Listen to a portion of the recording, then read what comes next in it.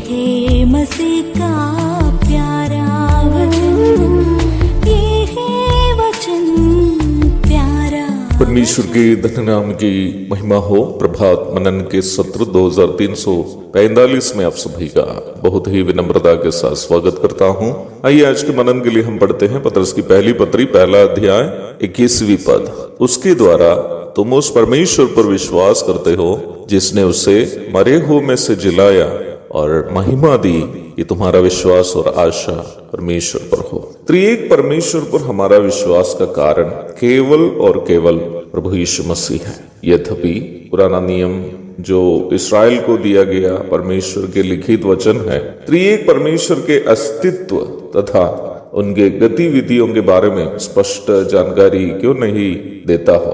पाप से प्रदूषित शरीर में वास करने वाले मनुष्य के लिए उन लिखित वचनों के सहारे केवल त्रिएक परमेश्वर पर विश्वास करना आसान नहीं था। ये उन वचनों की कमी नहीं थी, बल्कि मनुष्य की शारीरिक कमजोरी थी। रोमियो की पत्री 7वां अध्याय में वास्तव में इसी विषय की चर्चा प्रेरित पौलुस करते हुए आप पढ़ सकते हैं। प्रभु यीशु मसीह जो त्रिएक परमेश्वर के अस्तित्व में द्वितीय स्थानीय पुत्र है, इस संसार में आकर त्रिएक परमेश्वर के अस्तित्व को मनुष्य रूप में प्रदर्शित किया। यूहन्ना अध्याय 1 पद 14 और 18। यीशु मसीह जो त्रिएक परमेश्वर के अस्तित्व में द्वितीय स्थानीय पुत्र होकर पिता एवं पवित्र आत्मा का भी अस्तित्व को इसलिए दिखा पाता है क्योंकि यद्यपि पुत्र, पिता या पवित्र आत्मा क्यों न हो, पदवी, गुण एवं अस्तित्व में पुत्र, पिता एवं पवित्र आत्मा के तुल्य है। यूहन्ना 10:30, 14 की 16 से 18 तक, कोलोसी 2:9। All the three persons in the triune God are equal in position, equal in attributes and equal in existence. ईश्वरीय त्रिएकता में पिता, पुत्र एवं पवित्र आत्मा इन तीनों व्यक्तित्व पदवी में तुल्य है, तीनों स्थायी एवं नैतिक गुणों में तुल्य है और तीनों अस्तित्व में भी तुल्य है। अर्थात तीनों अलग अलग व्यक्ति के रूप में एक ही ईश्वरीयता में अस्तित्व रखते हैं।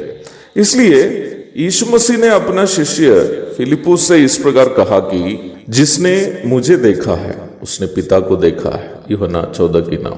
यही पुत्र प्रभु यीशु मसीह के बारे में बाइबल हमें सिखाती है कि वह हमारे खातिर प्रायश्चित मृत्यु सहकर जीवित हो उठा और आज महिमा प्राप्त करके पिता के तहने और विराजमान है। मनुष्य के बदले मृत्यु सहने के लिए वह अपने आप को शून्य किया था। फिलिपी 2:6 और 7। यदि प्रभु अपने आप को शून्य नहीं किया होता तो मनुष्य उसको छूना छोड़ो देख भी नहीं पाता।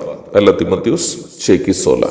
उन्होंने हमारे खातिर अपने आप को शून्य किया ताकि वह हमारे पापों को उठाकर क्रूस पर मर सके, और वह मरा और जी भी उठा। मृत्यु में यह क्षमता नहीं थी उसे पकड़े रहे। प्रेरितों के काम 2:24। आज प्रभु अपनी महिमा में विराजमान है। इसी प्रभु यीशु मसीह परमेश्वर पर हमारा विश्वास का कारण है। Jesus Christ who died on behalf of us rose again on the third day and is present on the right side of the Father is the one and only reason for our faith in God. Hallelujah. यीशु मसीह के बिना परमेश्वर पर विश्वास करना असंभव है। इसलिए प्रभु यीशु मसीह ने इस प्रकार कहा, मार्ग और सत्य और जीवन मैं ही हूं, बिना मेरे द्वारा कोई पिता के पास नहीं पहुंच सकता।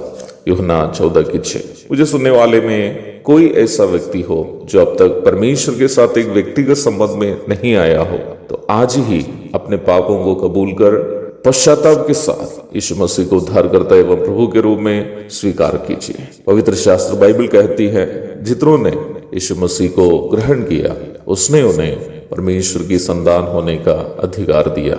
यूहन्ना 1:12। यही प्रभु महिमा में हमें लेने के लिए यथाशीघ्र आ रहा है। एक और शुभ दिन की धन्य कामनाओं के साथ आज का मनन मैं यहाँ समाप्त करता हूँ। प्रभु आप सबको आशीष दे। आमीन।